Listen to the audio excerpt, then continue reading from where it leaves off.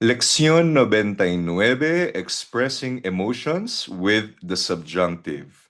Expresar emociones con el subjuntivo. So last time napag-aralan natin yung present subjunctive at yung wishes and desires. 'Di ba? So sana malino na yun. Or kung di nyo pa lubos na naunawaan, pwede nyo namang i-review ang ating mga recorded lessons sa YouTube, no? Yung lessons 97 and 98. So again, itong topic na ito ay nasa intermediate na yan. So kumbaga level B1 na yan ng DELE, no? Or Diploma de Español como Lengua Extranjera. At again, alam ko meron tayong mga na-miss na topics sa levels 1, A1 and A2. Pwede naman natin yung balikan soon, no? In the future. Inuuna ko lang kasi sa course natin, sa syllabus natin, yung sa tingin ko at based sa experience ko ng mga topic na mapapakinabangan natin. Kasi yung iba namang mga topic like vocabulary or for example, yung difference ng saber, conocer, yung por at para, although na-discuss din naman natin yun, may mga topics kasi sa A1 at A2 na pwede nyo nang i-check sa YouTube, no? Sa ibang professors, online, sa libro, sa TikTok pa nga eh, di ba? So inuuna ko yung mga complex grammar na mahirap siyang intindihin. Lalo na kapag ang napapanood mo is Spanish ang mode of instruction, hindi nagtatagalog o kaya English, eh minsan hindi naman lahat ng Pilipino magaling sa English.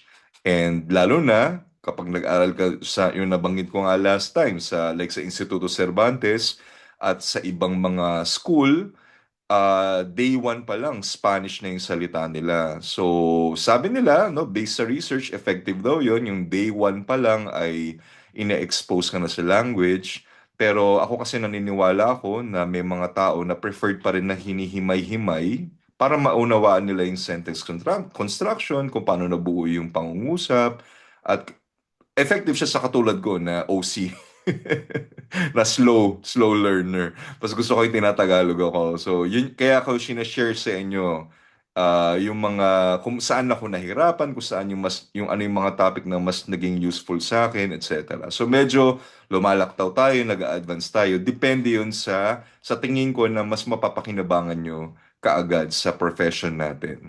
So again, this one, Leksyon 99, magfo-focus tayo sa emotions o yung letter E ng acronym na weirdo o yung mga salita, mga phrase na nagtitrigger ng subjunctive.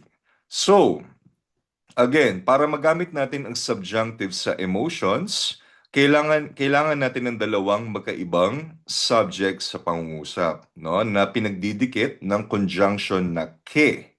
So yung person one, no, yung weirdo phrase na nagsisignal, then yung ke, yung conjunction, then yung person two or subject two na magiging subjunctive yung tense. Okay? So again, ang checklist natin, kapag same person lang or isang tao lang, nabanggit ko na to sa last lesson, kung isang tao lang ang nag-e-emote, no? In this case, dahil emotions ang pinag-aaralan natin, kung isang subject lang ang nag-e-emote o gumagawa ng action, hindi magiging subjunctive yung kasunod na verb, magiging infinitive lang ito. So for example, yung verb na alegrarse, to be glad, me alegro de viajar. Masaya akong naglalakbay or maglakbay. I am glad to travel. So, hindi ko sinabing me alegro de que viajes, kundi me alegro de viajar kasi isa lang naman yung subject, ako. Mamaya, pag-uusapan natin, or rather, sa next lesson, pag-uusapan natin yung difference ng alegrarse, yung me alegro, me alegra, etc. Okay? No se preocupen. Again, dapat magkaibang tao, different people. So kapag magkaiba ang nakakaramdam at ang gumagawa ng action or paggagawa ng action, gagamit na tayo ng subjunctive. So for example, me alegro de que tú viajes. So dalawang subject, me alegro, yo, de que tú viajes, tú. Ayun. Masaya ako na maglakbay ka. Ayun. So may subjunctive. Ano ba yung listahan, no? Ano ba yung mga verb, pandiwa, action word na nagpapahayag ng emotion, emotion expressions? So, ilan sa mga common Spanish verb at adjective structures para sa emosyon? Alegrarse de, matuwa, magalak. Encantar, sobrang magustuhan, maaliw, to be delighted, to love. Enojar, enfadar, makagalit, nakakainis. Yung enojar, mas ginagamit ito sa Latin America. Enojarse. Yung enfadar, mas ginagamit yan sa Spain. Okay? O ano pa? Estar contento, contenta, contentos, contentas, enojado, triste, etc. Yung ginagamitan ng estar. So pwede yung gamitin na emotion expression. So to be happy, to be angry, sad, etc. Extrañarse de qué? Magtaka, mabigla na gustar, to like, magustuhan. Okay?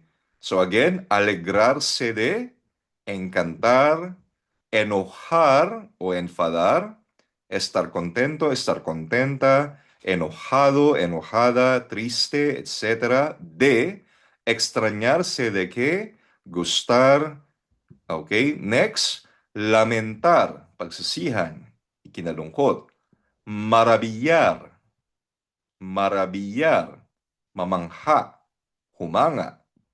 Molestar, makairita, makasira ng bait, to annoy or to bother. Iba kasi yung molestar ang ang context sa Tagalog, no? Pero yung molestar sa Spanish, to bother, makairita, no? Makasira ng or pwede ring to annoy, okay? Quejarse de qué? Siguro masyadong harsh naman yung makasira ng bait. Most of the time it's to annoy, makaistorbo, makairita, etc. Quejarse de qué? So to complain that, magreklamo. Sentir, you can say maramdaman o to be sorry, ikinalulungkot. Sorprender, to surprise, mabigla, masorpresa. Temer, to fear, matakot. Tener miedo de que, to be afraid that, matakot na. Okay? So, lagyan natin ng categories, no? Bigyan natin ng examples para mas maintindihan ninyo kung paano ginagamit itong mga verb na nabanggit natin sa mga pangungusap. So, hati-hatiin natin yung iba't ibang feelings o pakiramdam para makita natin kung paano nagbabago ang verb sa subjunctive part. So, yung subjunctive, yun yung mga naka-bold letters, no? So, for example, cuando se trata de felicidad y alegría, happiness and joy, or kasiyahan, o first example, estoy feliz de que tú vengas a mi fiesta. Oh, I am happy that you are coming to my party. So yung venir, 'di ba ang formula natin, venir, to come, kukunin mo yung yo form, yo vengo, alisin mo yung o, papalitan mo ng as, vengas. Spanish, another example, nos encanta que ellos bailen salsa. Bailen from the verb bailar. So, yo bailo, magiging bailen. Yung nos encanta, hindi siya nos encantamos kasi yung nos encanta para yung gustar verb. No? Gustar-like verb. So, diba, me gusta. Ayun, parang ganun. So, nos encanta. We love that they dance salsa. Another example, mi mamá está contenta de que mi hermano estudie mucho. Oh, my mom is happy that my brother studies hard. Oh, pakibasa nga, Christian, ang ating tatlong example, por favor. Opo. Estoy feliz de que tú vengas a mi fiesta. Mhm, Number two, nos encanta que ellos bailen salsa. mhm. Mi mamá está contenta de que mi hermano estudie mucho. Muy bien. Okay. Si está, cuando se trata de tristeza y lamento, sadness and regret, or kalungkutan or pagsisisi, For example, siento mucho que tú estés enfermo. So, hindi siya estás, estés. Diba nasa isang, ano yan, yung acronym na dishes, no? Nakasama din yung estar. So, estés. So, ikinalulungkot ko, I am very sorry that you are sick, na may sakit ka. Another example, estamos tristes de que no puedas venir con nosotros. We are sad that you cannot come with us. A ella le pone triste que su hijo no la llame. It makes her sad. So, pwede mong gamitin na yung poner triste, no? So, me pone triste que tú no estudies español. Or, a ella le pone triste que su hijo no la llame. O, it makes her sad that her son doesn't call her. O, pakibasa nga ang ating mga halimbawa. Mark, por favor. Siento mucho que tú estés enfermo. Mhm. Estamos tristes de que no puedas venir con nosotros. Mhm. A ella le pone triste que su hijo no la llame. Muy bien. Next, of course, when it comes to enojo, galit, y molestia, annoyance, pagkainis, anger and annoyance. So for example, me molesta que la gente hable fuerte en el cine. Again, me molesta para yung gustar verb. Kaya siya molesta, hindi molestan. Kasi lagi siyang singular dahil ang dinidescribe niya o yung nakakamolestia sa akin, yung sitwasyon. Hindi yung la gente o etc. No? Yung buong sitwasyon, la gente hable fuerte en el cine. Yung kabuang idea na yan o sitwasyon. So laging singular yun. Kasi pag gustar verb, no? Pag-gustar verb. Me molesta que la gente hable fuerte en el cine. Another example, mi papá se enoja de que mi hermano llegue tarde. My dad gets angry that my brother arrives late. Again, mi papa. Kasi pag mi papa ang bigkas mo niyan, dalawa ibig sabihin nun. Pwedeng patatas or yung papa sa Roma. So, mi papá, may asento, no? Sa dulo. Mi papá se enoja o en España, ellos dicen se enfada de que mi hermano llegue tarde. Pakibasa nga, Elmer, ang ating dalawang example, por favor. Me molesta que la gente hable fuerte en el cine. Mi papá se enoja de que mi hermano llegue tarde. Muy bien. Número 4, miedo, takot, y preocupación, pag-aalala, worry. For example, tengo miedo de que el perro nos muerda. From the verb morder, kagatin, to bite, so magiging muerda. Natatakot ako na kagatin tayo ng aso. Okay? A los padres les preocupa que sus hijos no coman bien. Nag-aalala ang mga magulang na hindi kumakain ng maayos ang mga anak nila. Pakibasa nga, PJ, por favor, dalawang example ng miedo y preocupación, por favor. Tipo, miedo y preocupación. Tengo miedo de que el perro nos muerda. A los padres a los padres les preocupa que sus hijos no coman bien. Muy bien. Ok. Y por último, sorpresa. Por ejemplo, me sorprende que tú hables español tan bien. It surprises me that you speak Spanish so well. Pakibasa nga, Amy, ang ating sentence, por favor.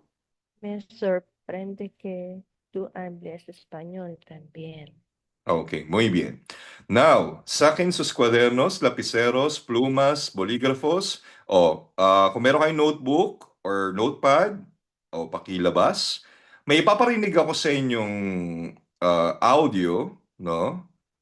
At may papakita rin ako sa inyong isang karta o letter ng isang batang Boliviano para sa isang niyang kaibigan, no? Itong bata ay nagpunta sa Cusco, Peru, no?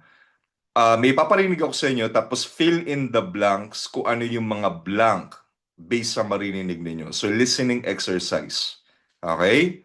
Ready? So, number your papers from 1 to 12, de 1 a 12.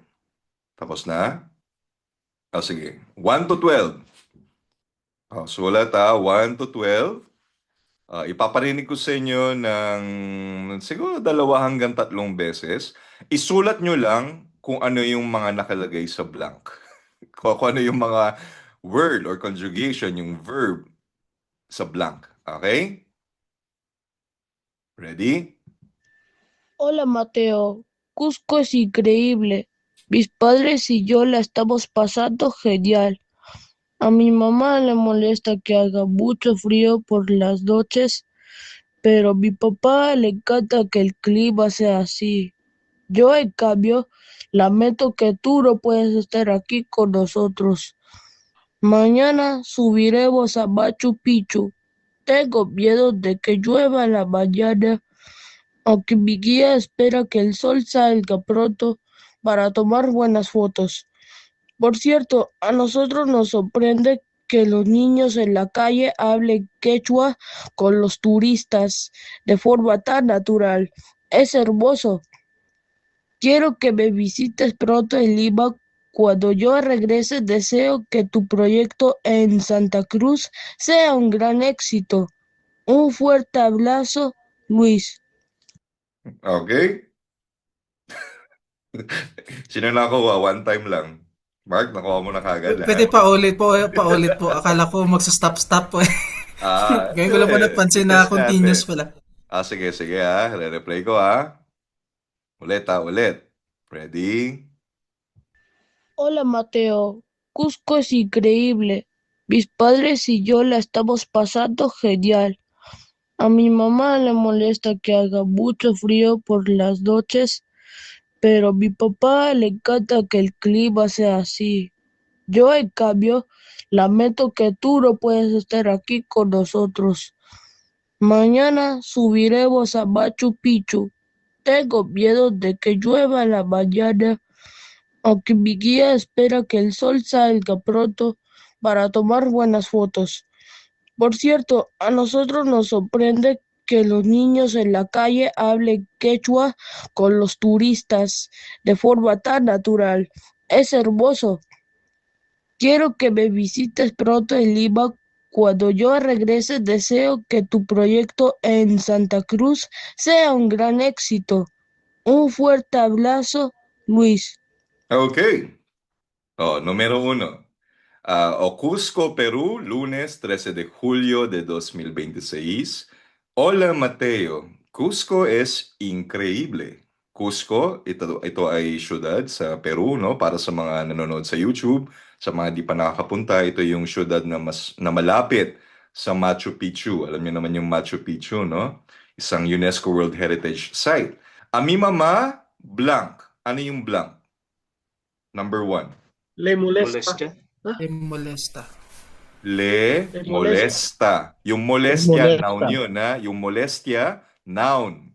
Molesta, from the verb molestar, yun yung verb. Le molesta. Le molesta. Number 1. Que, number 2. Aga. Kaya Aga. aga. Aga mucho frío, diba? Hacer hace mucho frío, magiging subjunctive. Aga mucho frío por las noches. Pero a mi papá, number 3. Canta, Le canta. encanta. Le encanta. Le encanta. A mi papá le encanta que el clima, number 4. Muy frío. Ano? Sea así. Sea así. Muy bien. Okay. Yo, en cambio, number 5. Y en Meto, cambio, el meto. lamento que tú. Lamento Meto. que tú, number 6. Six, hindi ko nakuha. Six. Tú que tú. Mhm. Kalimutan na. Wala akong sagot yan eh. Por las noches, Wala. pero a mi No puedes papá le estar. encanta que el Oh, clima sea así. escuchen. Yo, en cambio, lamento que tú no puedes estar aquí con nosotros. Ah, no puedo. No puedes No estar. puedo estar aquí. No Fuera. puedo, Ay, puedo. no puedo. No Ah, puedo. May punto sa yung bata, brother. Yo, No malamig puedo malamig daw sa estar Cusco eh. aquí con nosotros. No puedes estar Oh, aquí. yo en cambio, lamento que tú, No puedo. No puedes estar. Tú. Kasi tú po yung ginamit. tú Puedas. no, Puedo. Informal. bakit Puedes. pwedo? Netunga eh. Ah, puedes. Puede. No puede. Hindi ba siya subjunctive? No puede. No puedan. No Puedan. puedan. Parang binigay niyo na lahat ng multiple choice ng conjugation No puedan estar aquí. Que tú no puedas. Puedan. Que tú no puedas. Hindi lang malinaw yung pagkabigkas ni Luis. Parang may kuano, parang may sipon. Oo. Malamig daw sa Cusco eh. Que tú no puedas estar aquí. Ngayon, naka-jacket pa ako eh. Oh. Mañana subiremos a Machu Picchu, number 7, blank. Tengo miedo. Tengo de aquí. Ha? Tengo de aquí. Tengo miedo. Takot ako. Tengo miedo de que blank. Number 8.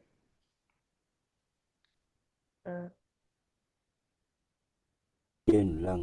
Hindi na kuhain. Oh, pakinggan natin ha. Pakinggan natin. Llueva po ba? Mañana subiremos a Machu Picchu. Tengo miedo de que llueva en la mañana. Llueva. Nueva. Llueva.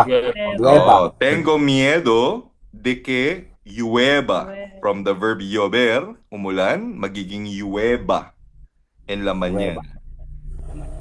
Aunque mi guía espera que el sol, number 9.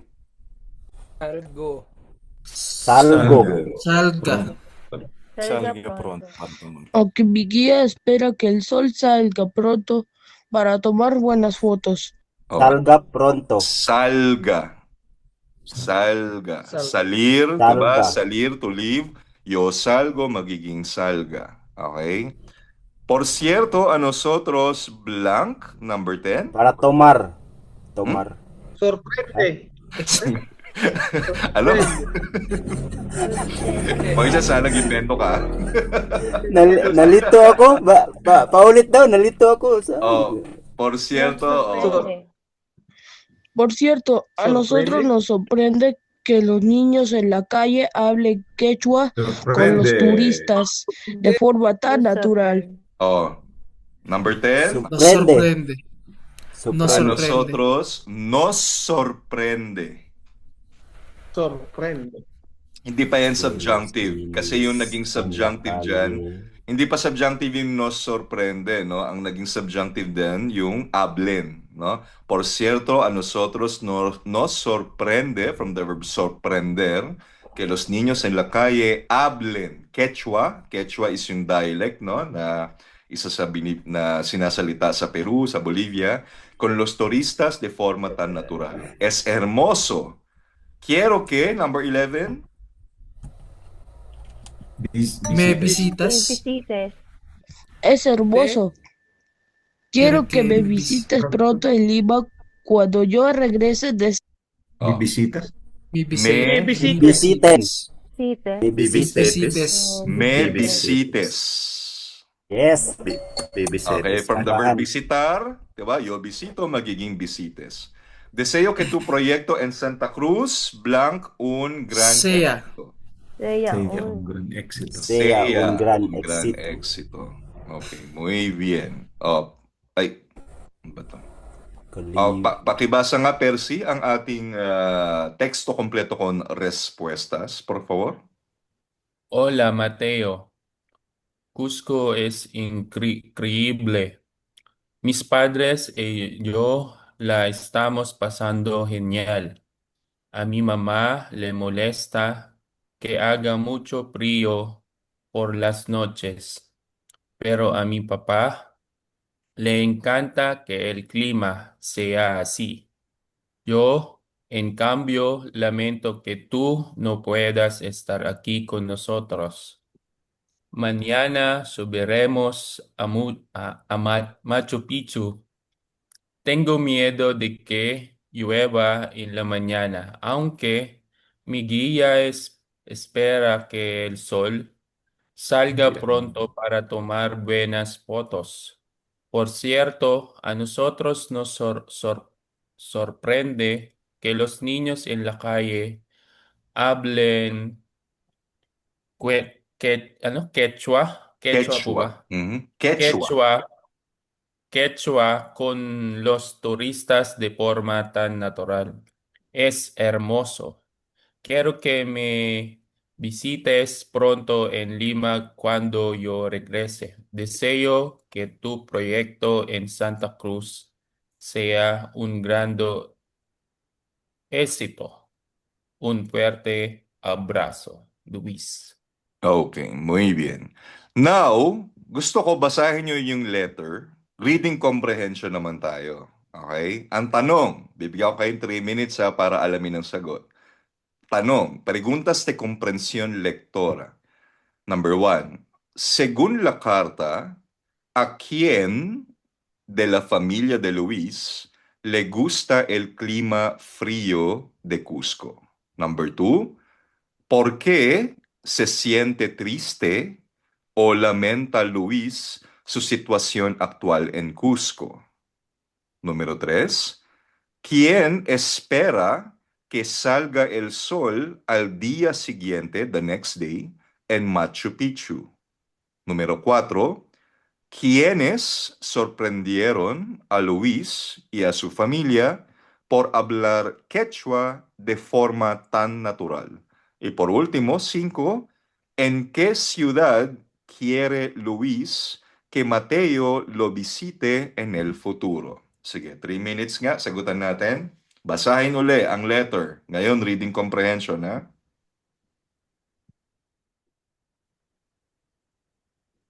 Okay. O sige, sagutan natin. O number 1.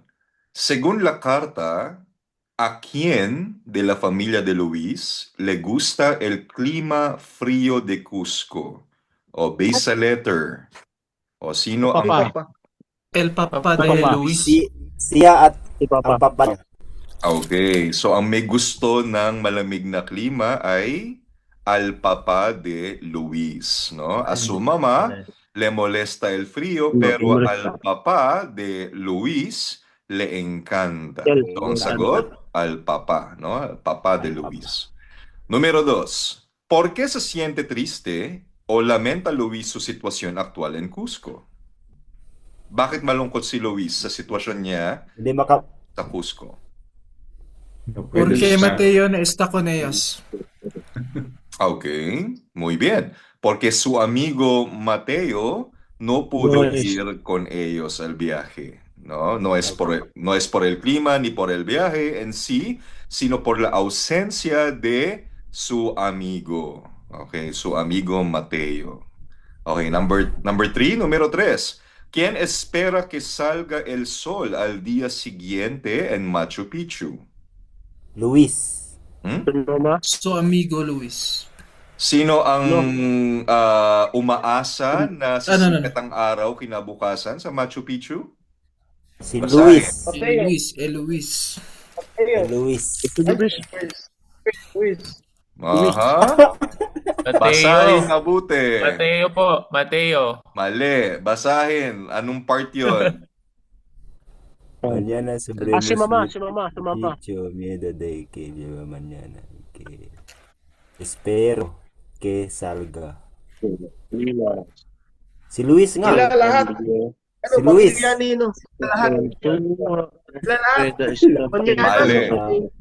Lahat si Luis lang yan, oh. Luis. Tengo Salva al miedo sol. de que llueva en la mañana, aunque ni... Yung guide. Yung guide nila. Yung tourist guide. Yung tourist Aunque guide. mi guía espera que el sol salga pronto. Nakita niyo yun? Tourist guide pala. May giya, yung giya, pwedeng tourist guide yan or pwedeng guide, kunyari mapa, ganun.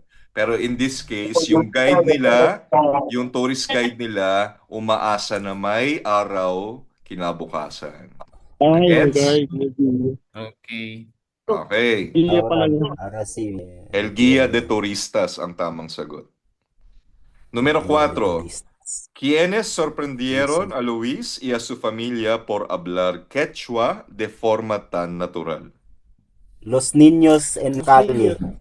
Sino ang sumorpresa kila Luis at sa kanyang pamilya na fluent or naturally magaling magsalita ng quechua? Ang Los niños en la calle. Mga bata. Los niños en la calle. Muy bien. Y por último, ¿en qué ciudad quiere Luis que Mateo lo visite en el futuro? Lima. En Lima, ¿no? Aunque Luis está en Cusco y Mateo está en Santa Cruz, la invitación es para cuando Luis regrese a Lima, Perú. Okay? Muy bien. Any questions so far?